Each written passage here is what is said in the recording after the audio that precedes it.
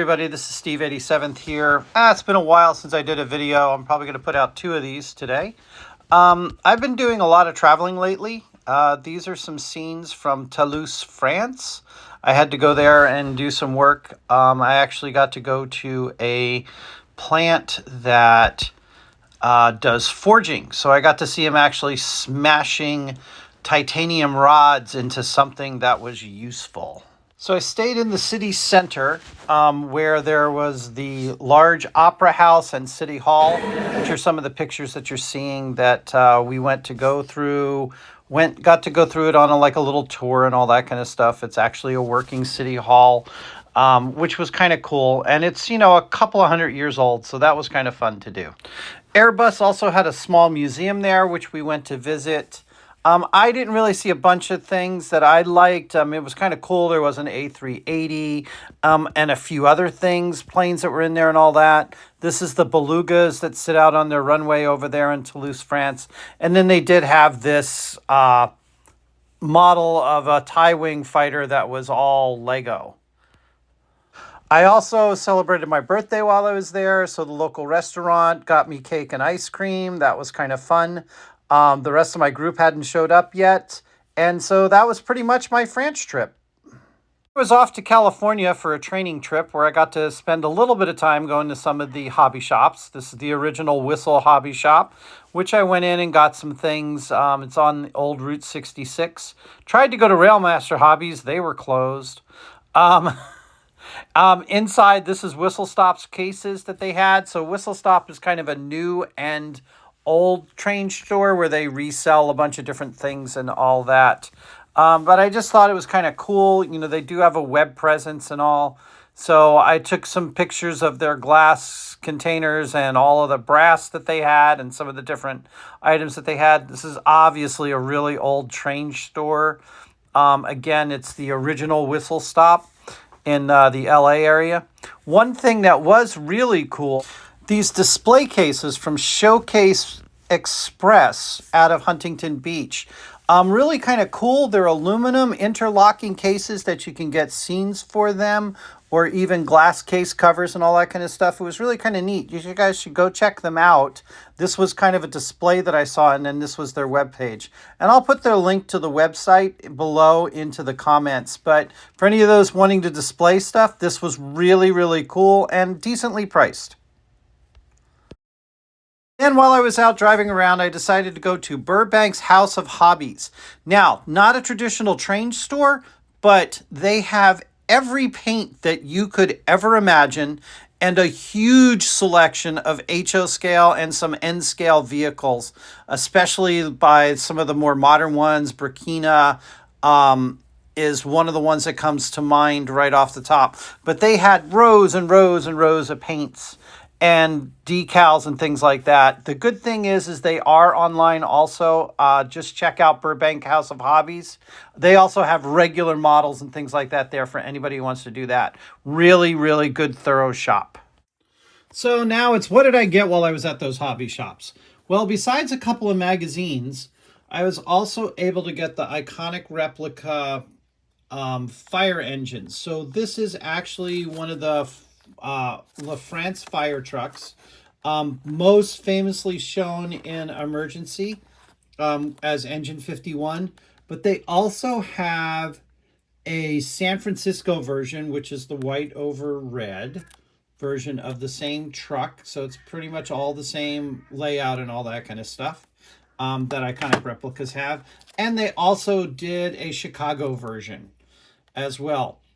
The other thing that I heard too is that Iconic Replicas is going to do a 1/87th scale Engine 51 original Crown engine.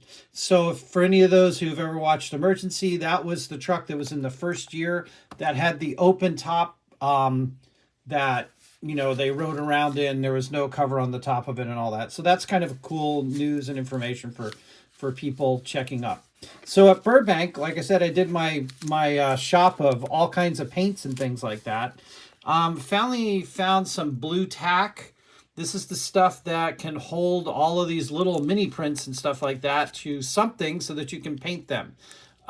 They said that you know, this is probably the best thing that they've been using for miniatures to paint in a while. So I went with them since they're the painting people. I got some AK Interactive pens. I've been finding I've been using a lot more of my ink pens to do a lot of my painting, especially on my mini print stuff. It just makes it easier, less messy. You don't have to pull out all the paints and the paintbrushes. But one of the things that I did have to get was some skin colors. So they had these in markers from AK Interactive, which was kind of cool. I didn't bring home any other paints because I didn't want to bring little bottles on the plane with me when I came back home. So I just got these ink markers, which I kind of need something to do the flesh tones on some of the people, and I just haven't found any. One of the things at the original whistle stop that I found was, it's going to be kind of hard to see, from Golden Spike Railroad Supply. This was like $5, but it is a length of chain. It looks like it's only about 1 inch long or so, but it's mostly used, well, okay, 1 scale foot, I guess, or 36 inches of this. But it's scale chain, basically, for doing hold downs and any chain type work and all that. So I thought, hey, let's get it. It looks like it'd be kind of cool to do.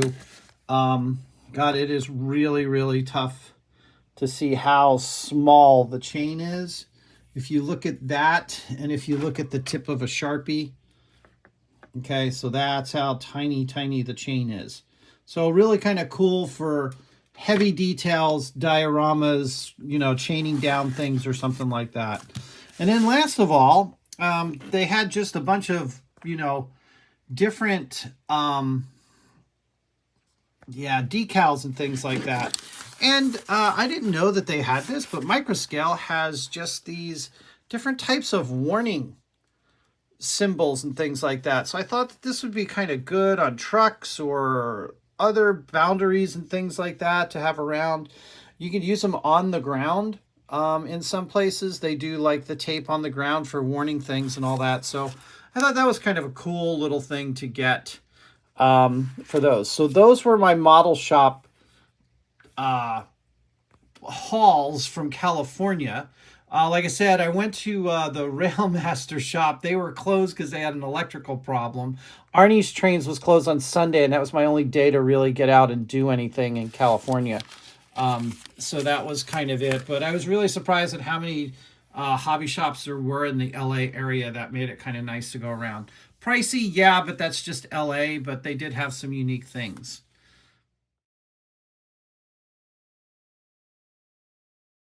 Okay, lastly for this video, what would be complete without some sort of tool or weird thing that I found to pick up? So, as you guys saw, there is a store called Daiso. That's the way you pronounce it. It's a Japanese, it's basically, for those who haven't been, I don't know if it's just on the West Coast right now, but it's basically a Japanese dollar store. So for relatively inexpensive amount of money, they have these stackable divider trays. Now you can see that there's a couple of different sizes of depth, right? Well, so loving Bernard a lot and all that, not saying anything bad about him and all, but there's a point in time where all of these little plastic things get to be much to kind of corral everything. So I found these separating trays. So like a lot of people have used these, you know, there's the tackle boxes and things like that. But these are nice little trays that are divided that make it easy to put all of those little types of things that we keep collecting and get that we're going to use sometime on like our scenery and stuff like that. So this one is 1, 2, 3, 4, 5 by 1, 2 by 6. So these are 30 compartments. The cool thing is though, that these actually do stack together, right? That's the way that they come, and you can break them apart and utilize them to put all kinds of different things in. These are all of my little details that I have that I've painted over the years on some of the mini prints and like all the tools and rakes and things like that. But they get into some of these boxes up here and they just get lost. I mean, even in the stuff like that. Well, I found out that Daiso has these boxes, but they also have larger size boxes. Then they all do interlock together. This is their 10-piece box, which you can see has 10 slots, which are a little bit bigger. They're also a little bit thicker, so you can put some thicker stuff in there. They have the small, oh, it's a 42 box, sorry. That's the small one that I'm using, is 42. And then they also have a 6-count box, which you can see is even a bit bigger. And it does have thicker, so you can put a little bit bigger things in there to keep track of. But like I said, the cool thing is these all interlock together as one kind of thing, so they don't move around a lot. Makes it easier to deal with all the little things that we take up for granted in model railroading. And when you need them, you can't find them. Okay, so these were like, I don't know, $2 each or something like that. They're not very expensive, but it was kind of a cool little grab. I have the local store right by me that I can get these at. Like I said, I've seen them on the West Coast. I know there's some up in Canada as well, but check them out. I also got some other, there's another thing that they have.